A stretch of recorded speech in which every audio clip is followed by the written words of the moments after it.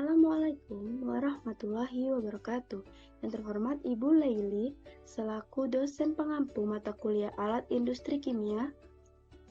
Di sini kami dari kelompok 33 kelas B Indralaya jurusan Teknik Kimia Universitas Sriwijaya akan memaparkan materi mengenai continuous flow conveyor dan stockpile.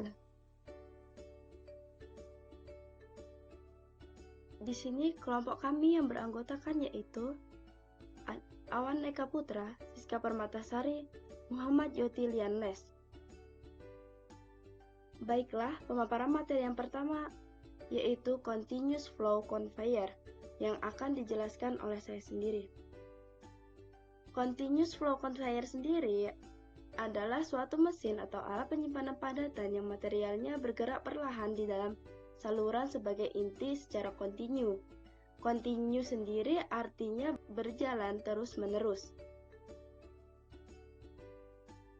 Continuous flow conveyor ini memiliki beberapa fungsi, diantaranya yaitu yang pertama, memindahkan material atau bahan berupa padatan maupun halus, serta bahan yang berbentuk dari bongkahan kecil.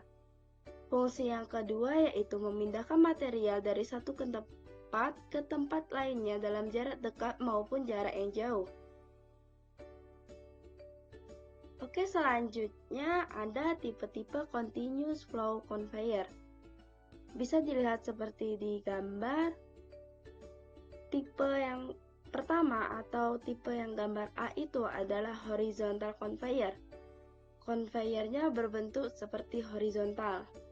Lalu tipe yang ke B itu conveyor elevator tipe Z.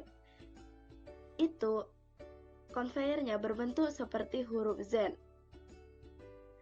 Lalu gambar yang C ini adalah loop feed elevator. Conveyornya berbentuk seperti lingkaran. Lalu yang D, Side-Pull Horizontal Recirculation Conveyor. Yang D ini mirip seperti yang A, namun dengan pengaturan tipikal dengan putaran 180 derajat. Lalu yang E ada Horizontal Inclined Conveyor Elevator. Conveyor ini menggunakan elemen conveyor yang didukung rantai yang dirancang dengan sambungan yang mudah dilepas. Berikutnya ada jenis atau desain-desain dari continuous flow conveyor. Yang A dan B ini adalah desain dari conveyor elevator. Lalu yang C ada horizontal conveyor with side pull chains. Lalu gambar yang D ada detail of closed conveyor. Baiklah, sekian materi dari saya. Materi selanjutnya akan dijelaskan oleh rekan saya, Awan Eka Putra.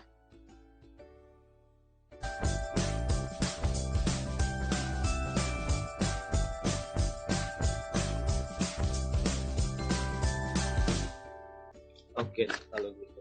Jadi saya mau menjelaskan tentang prinsip kerja, bagaimana cara continuous flow conveyor bekerja. Nah, continuous flow conveyor ini bekerja secara kontinu, artinya dia ini dirancang untuk memindahkan barang secara terus-menerus tanpa berhenti. Sistem ini biasanya digunakan dalam lingkungan produksi atau manufaktur untuk mengotomatisasi proses perakitan atau perpindahan material.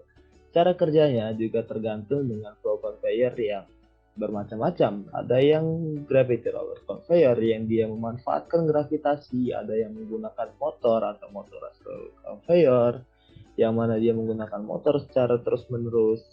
Ada juga yang conveyor belt, ada juga yang menggunakan conveyor rantai, conveyor geser, dan lain sebagainya. Nah, cara kerja continuous flow conveyor ini memang juga tergantung pada jenisnya. Namun, dalam semua kasus, tujuan utama dari continuous flow conveyor ini ialah memindahkan barang secara terus-menerus tanpa berhenti.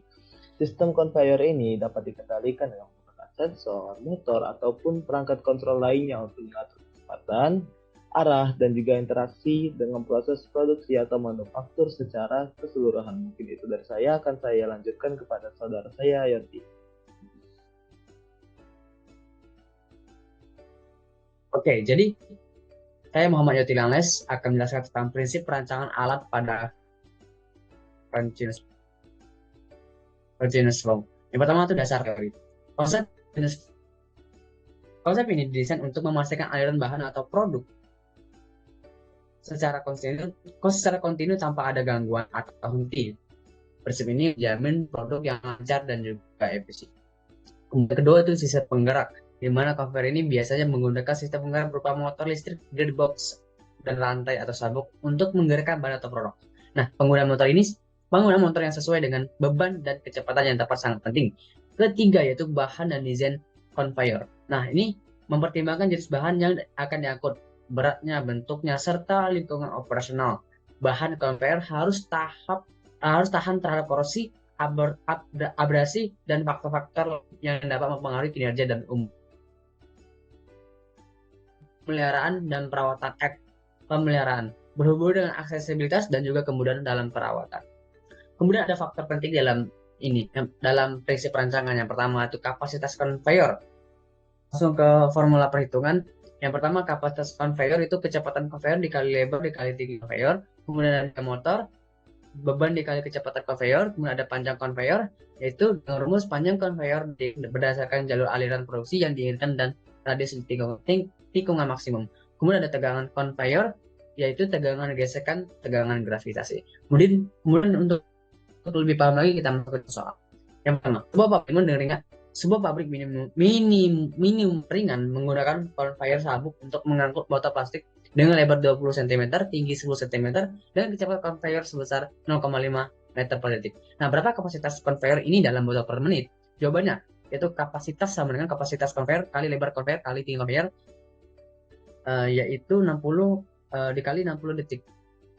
Yaitu 0,5 kali 0,2 dikali 0,1 kali 10 detik sama dengan 1,2 botol per menit. Jadi ada 1,2 botol per menit dalam sabuk conveyor tersebut.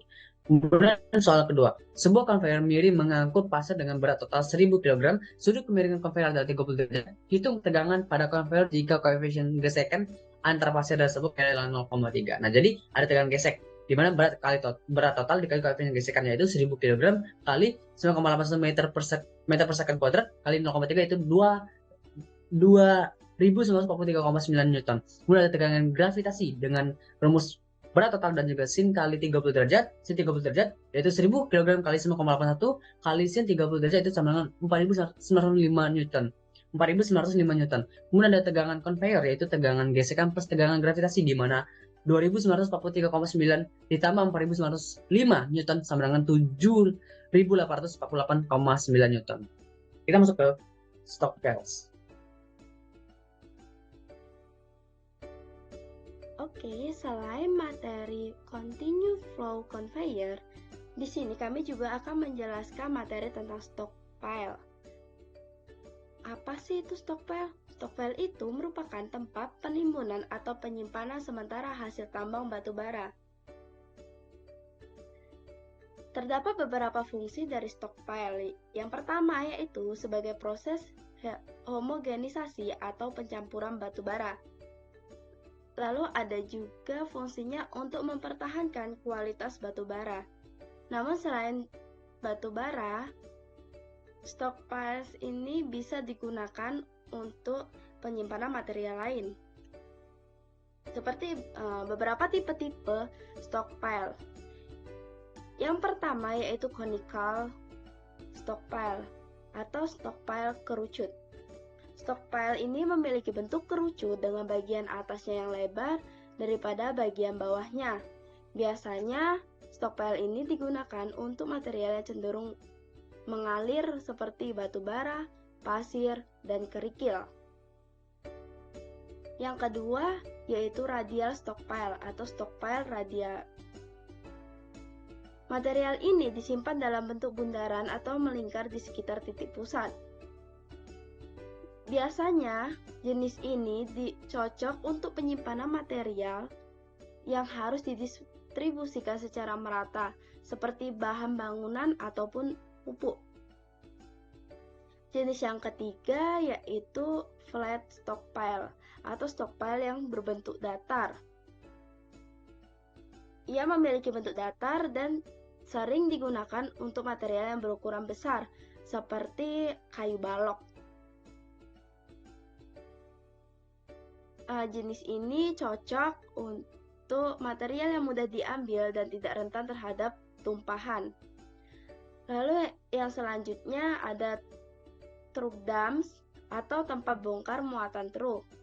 Ini adalah area tempat muatan truk atau alat berat langsung dibuang ke dalam stockpile.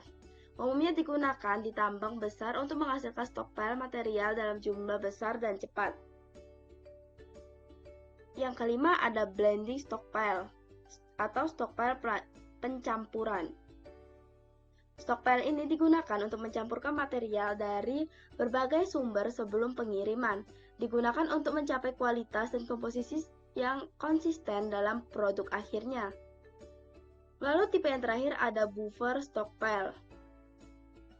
Buffer stockpile digunakan untuk mengimbangi fluktuasi dalam pasokan atau permintaan material. Sekian dari saya, akan dilanjutkan oleh rekan saya Muhammad Jotilian Les. Sekarang kita masuk ke prinsip. Kita akan masuk ke prinsip kerja alat dari stockpile. Yang pertama itu kan variable.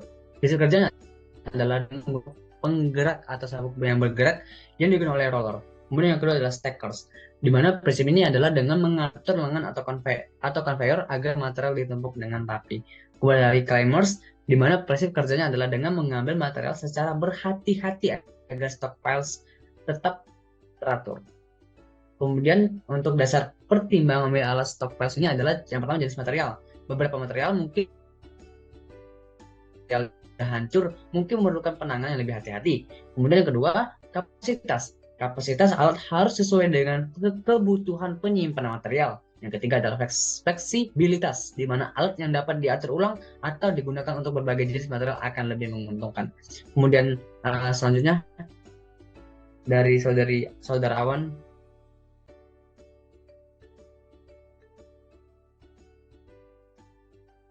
Oke, baik. Terima kasih atas kesempatannya. Jadi saya ingin menjelaskan nih prinsip perancangan stockpiles. Dengan kita sudah tahu bahwasanya stockpiles itu cuma tumpuk-tumpuk doang, apakah kita sudah bisa membuat stockpiles? Tentu saja tidak. Kita nggak sekedar tumpuk-tumpuk batu bara menjadi gunung batu bara, tentu saja tidak. Di sini kita punya beberapa prinsip perancangan yang perlu dipatuhi.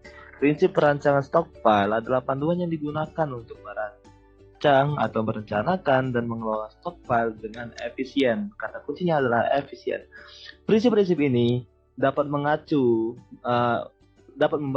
memastikan bahwasannya material ini dapat disimpan dengan baik, mudah diakses, mudah dikelola, dan dapat diambil dengan efisien. Berikut ada beberapa prinsip-prinsip utama dalam perancangan stockpile. Yang pertama adalah jenis material. Jadi kita perlu memahami nih, jenis material apa sih yang bakal disimpan di stockpile ini. Jadi kita tuh perlu mempertimbangkan dulu yang mana karakteristiknya yang berbeda-beda, kayak kepadatan, ukuran, dan hal lainnya yang perlu dipertimbangkan. Dan yang kedua adalah lokasi. Pilih lokasi yang tepat untuk stockpile ini. Kita mau letakkan di mana. Ini harus dekat dengan sumber material dan area penggunaan, namun tidak boleh mengganggu operasi ataupun lingkungan sekitarnya. Yang ketiga, sebagaimana sudah disebutkan di awal, kita perlu mempertimbangkan ukuran dan bentuk. Nah, itu mau bikin stockpile yang rucut atau yang radial, tentukan ukuran bentuk stockpile yang sesuai untuk material yang akan disimpan. Misalnya, material yang tumpah cenderung lebih baik disimpan dalam bentuk kerucut. Yang keempat adalah keamanan dan stabilitas. Pastikan bahwasanya stockpile ini stabil dan aman. Ini termasuk pemantauan terhadap potensinya dia tumpah, penumpukan yang terlalu tinggi, dan juga penyangga yang tepat untuk menghindari runtuhnya stockpile. Yang kelima adalah aksesibilitas. Desain akses yang memadai untuk memungkinkan muatan dan pengeluaran material dengan efisien. Ini termasuk jalan raya, tempat bongkar muatan truk, dan juga fasilitas penanganan material. Yang keempat adalah penempatan sensor Mungkin langsung saja. Yang ketujuh adalah pemisahan material. Hal ini juga dilakukan jika diperlukan. Pisahkan material yang berbeda untuk mencegah kontaminasi atau reaksi kimia yang tidak diinginkan. Yang kedelapan adalah perencanaan drainase. Pastikan ada sistem drainase yang baik untuk menghindari genangan air yang dapat merusak material dan membuatnya ini sulit untuk diakses. Yang kesembilan tentu saja pemeliharaan dan perawatan, yang mana kita perlu menyediakan rencana pemeliharaan dan perawatan yang secara rutin agar stockpile ini terus terjaga dalam kondisi baik dan menghindari kerusakan ataupun kerugian material. Dan yang terakhir adalah peraturan lingkungan dan keselamatan. Kita perlu nih mematuhi peraturan lingkungan dan keselamatan yang berlaku dalam perancangan dan operasi stockpile tadi. Ini mencakup penanganan limbah dan pengelolaan bahan-bahan yang berbahaya. Nah, setelah kita sudah tahu nih prinsip perancangan dari stockpile, barulah kita bisa mengenal lebih dekat apa itu stockpile. Nah, penjelasan terhadap prinsip perancangan stockpile ini sekaligus menutup presentasi dari kami dan akan dilanjutkan di sumber referensi. Mungkin boleh jadi ke next slide sebelum kami tutup. Oke, jadi disinilah ada referensi-referensi yang sudah kami cantumkan. Baik, itulah tadi pemaparan materi dari kami. Kami mohon maaf apabila terdapat kesalahan kata. Kami akhiri, wassalamualaikum warahmatullahi wabarakatuh.